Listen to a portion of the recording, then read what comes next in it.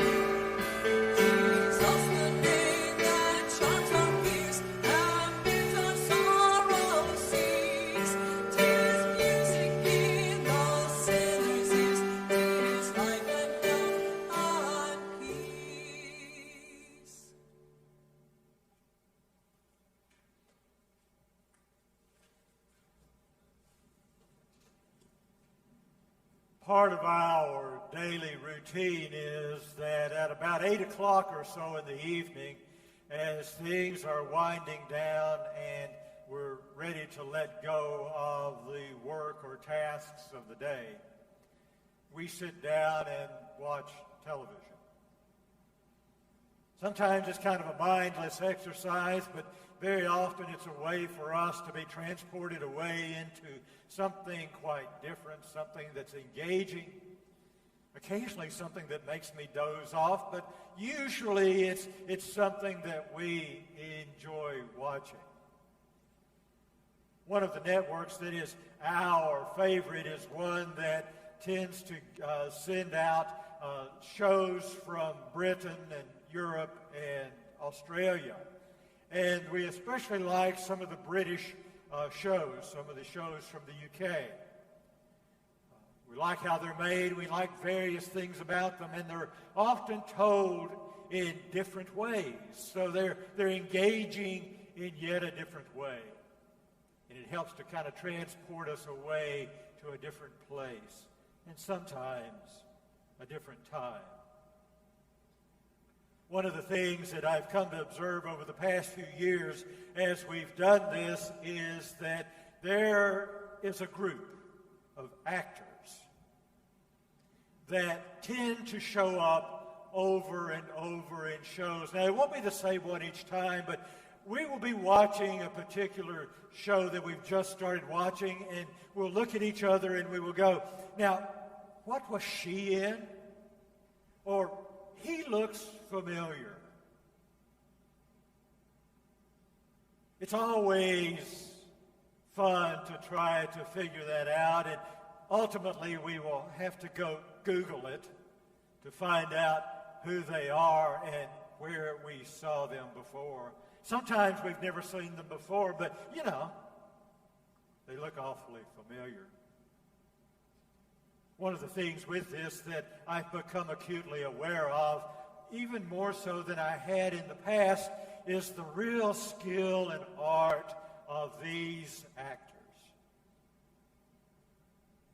One may appear in a show where they're rather docile and engaging, very, very nice and easy to get along with, but in another show they may be a hate-filled character, one that we just really don't want to see.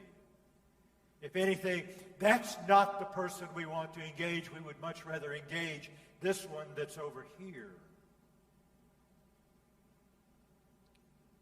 I've rekindled a great respect for the acting ability of these folks. Now, I've been aware of that for quite a while. I mean, I was in plays when I was young, but when I was in college, I also worked on stage or behind stage, especially on lighting with a couple of productions, and I began to be aware of just what goes into this whole thing of acting, and how, in many ways, we as actors are invited into a new role, a new way of being. Not simply in the ways we act, but if we are successful in communicating this to others, we must really be this character.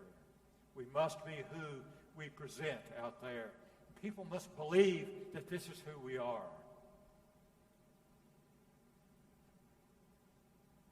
I've become aware at times that this is how I see life. Our daily times together in whatever way of being. I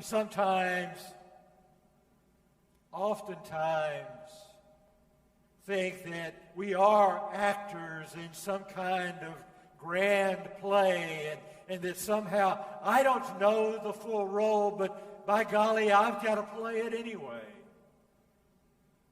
Maybe this comes from our own early lives, our young lives, in which we try to find someone to model, someone to emulate, someone to be like. Because if we can somehow be like them, then we will be who we're supposed to be.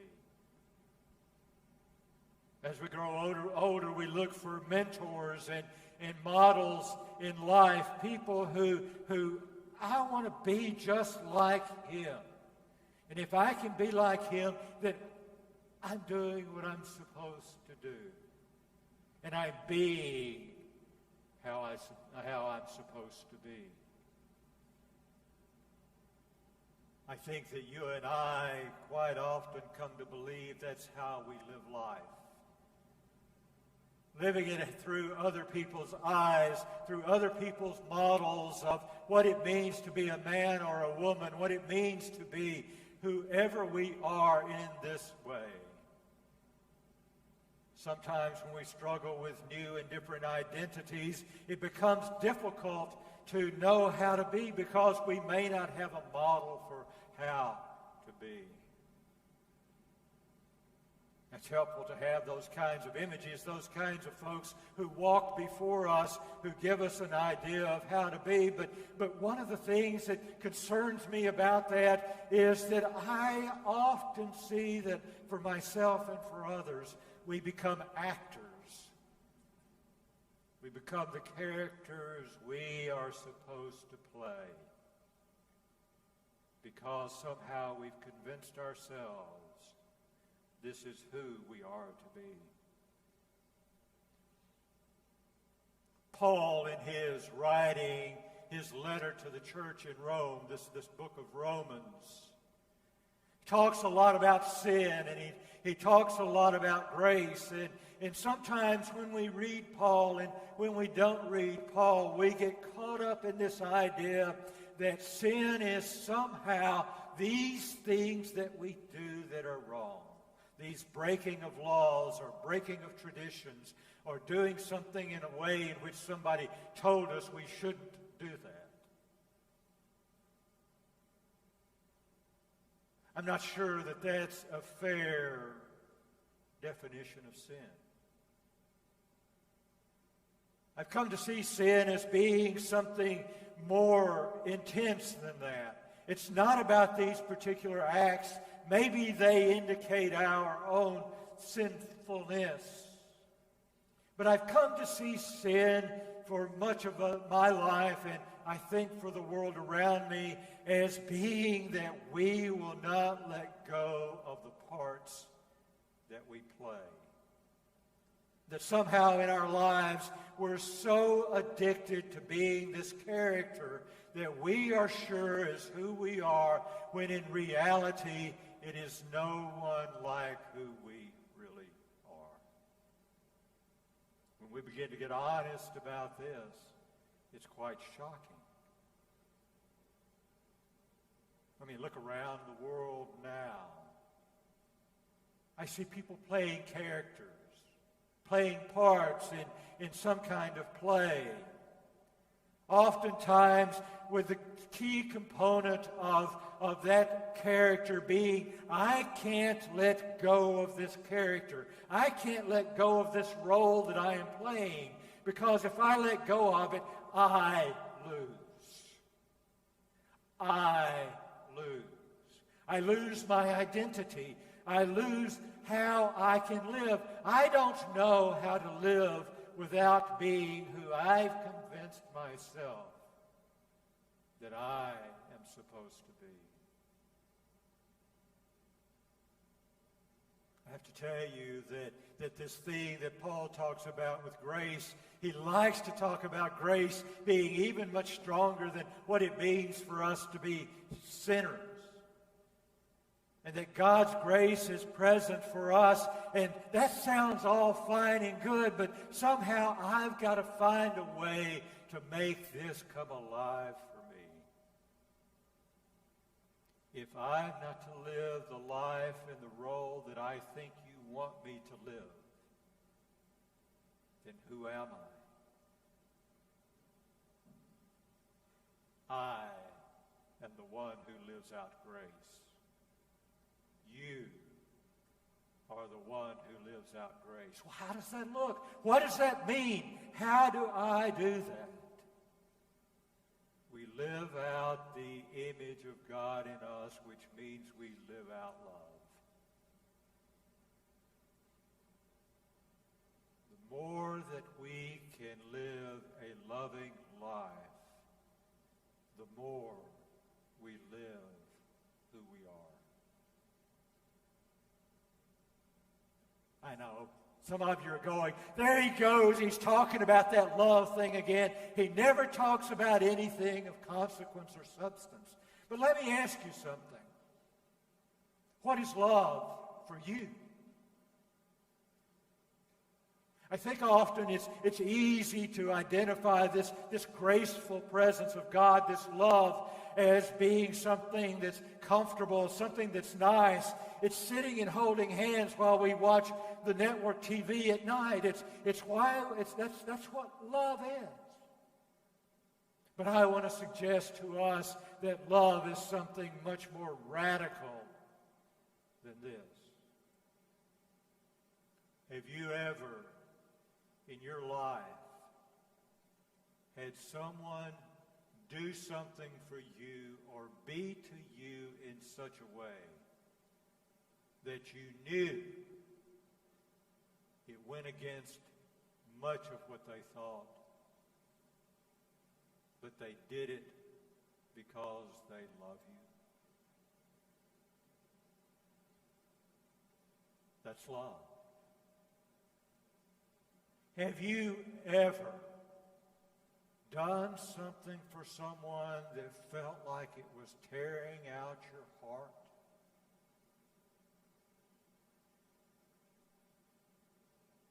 Yet when you knew it, you knew that it was what this person needed.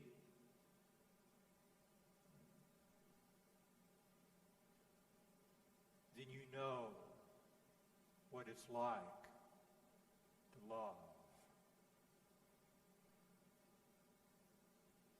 In our world, in our country, in our community, I see a lot of role playing. I see a lot of posturing and defensiveness based on me losing something. We wrap ourselves in the Ten Commandments or the Constitution and hide away from each other because we're trying to protect ourselves. But the more we protect ourselves, the less we love others. Because love calls us out of our shells. I think we ask the wrong questions right now.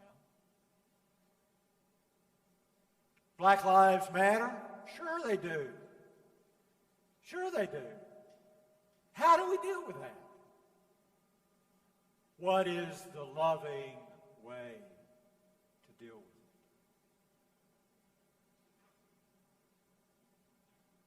it? How do I address it that shows love for others? Do I wear a mask? I'm not going to wear a mask. It's a violation of my freedom.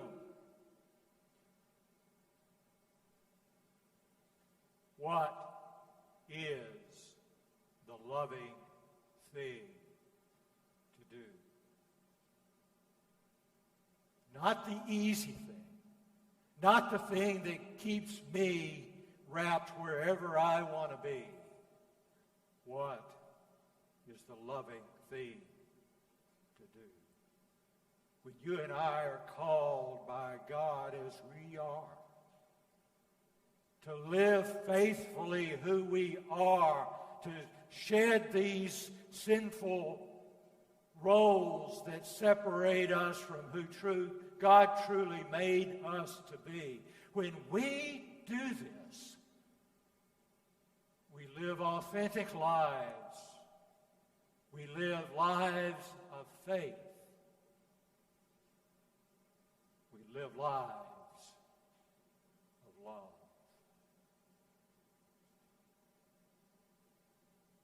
Sometimes it's a stretch to live these roles. Sometimes it's fun to live these roles. It certainly protects us when we live our roles, but when we live our roles, we take a step away from love and from being who God made us to be.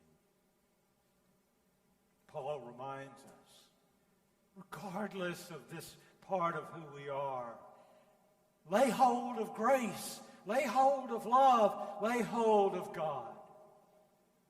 And be present in the world in new and loving ways that will transform the world, transform our communities, and transform you and me. May God give us the courage to step out of our roles and love more fully. Amen.